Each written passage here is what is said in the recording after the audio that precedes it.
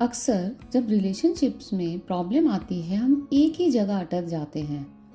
हम सोचते हैं शायद प्यार कम हो गया है, शायद हम ज़्यादा नीडी हो गए हैं, या शायद सामने वाला इमोशनली अवेलेबल ही नहीं है। अटैच्ड बुक यहीं पर एक बहुत इम्पॉर्टेंट क्लैरिटी देती है। ये बुक ये नहीं कहती कि कौन सही है और कौन गलत। बुक ये समझाती है कि ह्यूमन बीइंग्स प्यार में कैसे बिहेव करते हैं जब उनका अटैचमेंट सिस्टम सेफ फील करता है, और कैसे रिएक्ट करते हैं जब उसे सेफ्टी नहीं मिलती। इस बुक के ऑथर्स एमिर लेविन, जो एक साइकियाट्रिस्ट हैं, और रैशल हेलर, जो एक साइकोलॉजिस्ट हैं, दोनों का बैकग्राउंड रिलेशनशिप और अटैचमेंट रिसर्च में है। उन्होंने ये बुक इसलिए लिखी क्योंकि उन्होंने बार बार ये देखा कि लोग प्यार करते हुए भी स्ट्रगल करते रहते हैं, सिर्फ इसलिए क्योंकि उनका अटैचमेंट सिस्टम एक्टिवेट हो जाता है। अटैचमेंट सिस्टम, एक सिस्टम तीन स्टेट्स। बुक का ये सबसे इंपॉर्टेंट आइडिया है कि अटैचमेंट कोई पर्सनालिटी ट्रेट नहीं है। अटैचमेंट एक बायोलॉजिकल सिस्टम है। जैसे भूख लगना, नींद आना या पेन फील होना एक सिस्टम है, वैसे ही क्लोज रिलेशनशिप्स के लिए एक अटैचमेंट सिस्टम होता है। इस सिस्टम का बेसिक काम है इमोशनली क्लोज रहना, सेपरेशन और रिजेक्शन से प्रोटेक्ट करना। जब ये सिस्टम सेफ फील करता है हम नॉर्मल बिहेव करते हैं, और जब ये सिस्टम अनसेफ फील करता है हम रिएक्ट करते हैं। बुक ये कहती है कि एक ही अटैचमेंट सिस्टम तीन तरह से काम कर सकता है। रेगुलेटेड स्टेट मतलब secure attachment, hyper activated state anxious attachment, और deactivated state avoidant attachment. Secure वो स्टेट है जहां सिस्टम अपना काम सही से कर रहा होता है। बुक कुछ इंपॉर्टेंट न्यूरोसाइंस स्टडीज का रेफरेंस भी देती है। ब्रेन इमेजिंग स्टडीज fMRI ये दिखाती हैं कि जब इंसान सोशल रिजेक्शन, इमोशनल डिस्टेंस या अटैचमेंट थ्रेट एक्सपीरियंस करता है तो ब्रेन के वही एरियाज एक्टिवेट होते हैं जो फिजिकल पेन के वक्त एक्टिवेट होते हैं। इसका मतलब ये है कि इग्नोर होना, रिप्लाई न मिलना, कोल्ड बिहेवियर, ये सिर्फ इमोशनल इमेजिनेशन नहीं होता, बॉडी के लिए एक एक्चुअल थ्रेट होता है। बुक का कंक्लूजन बहुत क्लियर है। एंग्शियसली अटैच्ड लोग पेन एग्जैजरेट नहीं करते, उनका nervous system genuinely pain register करता है। इसीलिए रीएश्योरेंस उनके लिए ड्रामा नहीं होता, वो नर्वस सिस्टम को काम करने का एक तरीका होता है। अब हम आते हैं एक बहुत इम्पॉर्टेंट स्टडी पर जिसका रेफरेंस बुक डिटेल में देती है। मैरी एंसवर्थ का स्ट्रेंज सिचुएशन एक्सपेरिमेंट। इस स्टडी का फोकस ये नहीं था कि चाइल्ड रोता है या नहीं, फोकस ये था कि चाइल्ड केयर गिवर को इमोशनल रेगुलेशन के लिए कैसे यूज करता है।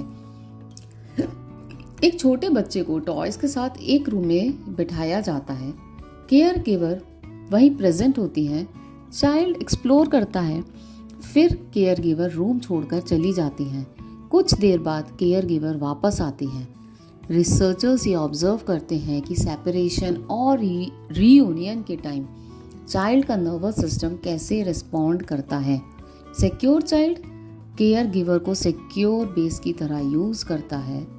केयर गिवर के जाने पर अपसेट होता है, जो नॉर्मल है। केयर गिवर के वापस आने पर इजीली काम हो जाता है और फिर प्ले रिज्यूम करता है। इसका मतलब है कि बच्चे ने क्या सीखा, उस चाइल्ड ने क्या सीखा, मैं डिपेंड भी कर सकता हूँ और दुनिया एक्सप्लोर भी कर सकता हूँ। एंग्शियस चाइल्ड के लिए केयर गिवर अनप्रेडिक्टेबल होता है। केयर गिवर के जाने पर एक्सट्रीम डिस्ट्रेस होता है, वापस आने पर भी चाइल्ड इजीली काम नहीं होता। नर्वस सिस्टम का मैसेज होता है कनेक्शन चाहिए पर भरोसा नहीं है कि ये रहेगा। और अवॉइडेंट चाइल्ड आउटवर्डली काम दिखता है, केयर गिवर के जाने या आने पर कोई स्ट्रॉन्ग रिएक्शन नहीं दिखाता, लेकिन फिजियोलॉजिकल मेजर्स ये दिखाते हैं कि चाइल्ड अंदर से स्ट्रेस्ड होता है। उस बच्चे ने ये सीखा होता है नीड दिखाना काम नहीं करता, मुझे खुद संभलना पड़ेगा।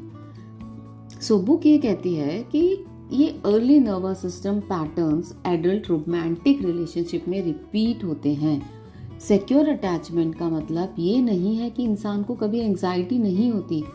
इसका मतलब है कि सिस्टम इजीली रेगुलेट हो जाता है।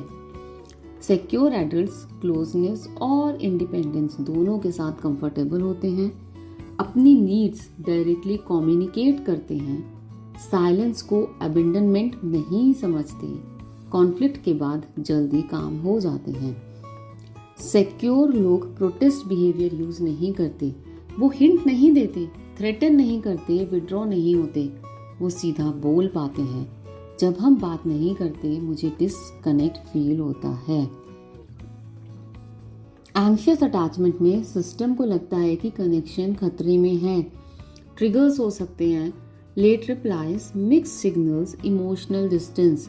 यहाँ बुक एक बहुत इंपॉर्टेंट कॉन्सेप्ट इंट्रोड्यूस करती है, प्रोटेस्ट बिहेवियर। जब कोई एंग्शियसली अटैच्ड इंसान कहता है I am done, let's break up, I don't care anymore, तो ये सेंटेंसेस एक्चुअल ब्रेकअप के लिए नहीं होते। ये एक डेस्परेट अटेम्प्ट होता है पार्टनर से रिएक्शन निकालने का, ताकि पार्टनर वापस आए, रुक जाए, reassurance they. I am done का इमोशनल मीनिंग होता है प्लीज मुझे मत छोड़ो, प्लीज रिएक्ट करो।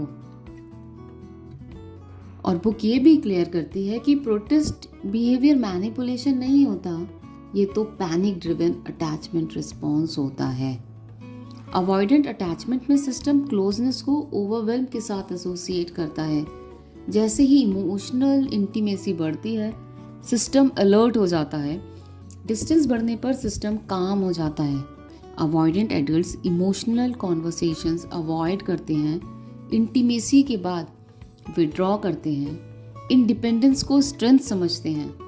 बुक ये क्लैरिफाई करती है कि अवॉइडेंट लोग प्यार नहीं चाहते, ऐसा नहीं है, वो बस क्लोजनेस के साथ आने वाले ओवरवेल्म से बचना चाहते हैं। तो बुक ये क्लियर करती है कि प्रॉब्लम ना लोग नहीं होते, प्रॉब्लम अटैचमेंट मिसमैच होता है।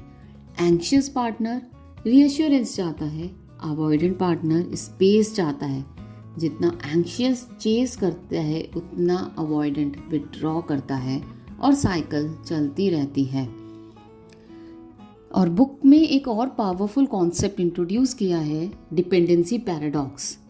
रिसर्च और ऑब्जर्वेशंस दिखाते हैं कि जो लोग सिक्योरली डिपेंड कर पाते हैं वो ज़्यादा इंडिपेंडेंट, कॉन्फिडेंट और स्टेबल होते हैं। सिक्योर डिपेंडेंस वीकनेस नहीं होती, सिक्योर डिपेंडेंस स्ट्रेंथ होती है। काउंसलिंग में जब क्लाइंट्स ये समझने लगते हैं कि उनका सिस्टम क्या कर रहा है तो ब्लेम कम होता है, लोग खुद को ब्रोकन समझना बंद कर देते हैं और नीड्स को समझना शुरू करते हैं। अटैच का फाइनल मैसेज सिंपल है, आप ब्रोकन नहीं हो, आप नीडी या कोल्ड नहीं हो, आपका अटैच सिस्टम सिर्फ सेफली ढूंढ रहा है। जब सिस्टम सेफ फील करता है तो प्यार नेचुरली फ्लो करता है। तो अगर आपने इस समरी से, इस बुक से रेजोनेट किया, then drop heart in the comment box and let me know कि मैं नेक्स्ट समरी कौन सी बुक पे बनाऊं।